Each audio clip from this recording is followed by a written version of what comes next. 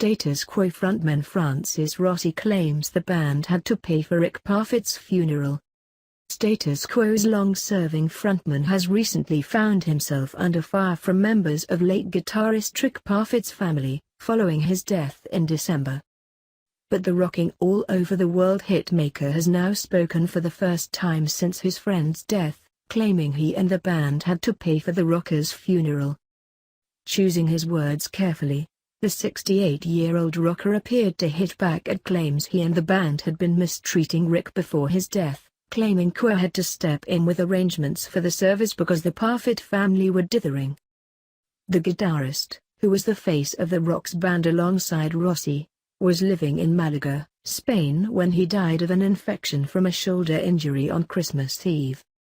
Following the revelation that Rick left an estate of only £230,000, and claims from his eldest son that the band treated him awfully, Francis spoke out.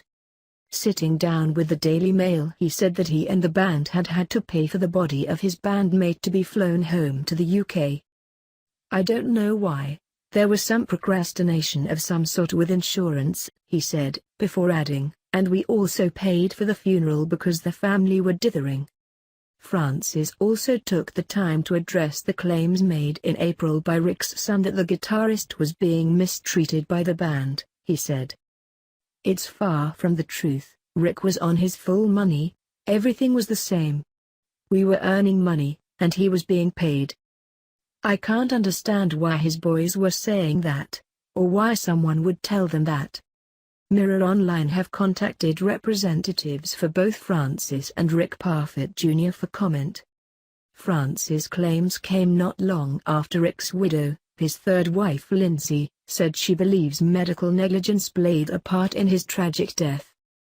Appearing on Lorraine earlier this week, she spoke out about the cause of his death and how he was possibly misdiagnosed shortly before the end of his life. She said she thought the lion of a man would always pull through after surviving all sorts of health scares, and is still struggling to come to terms with his death.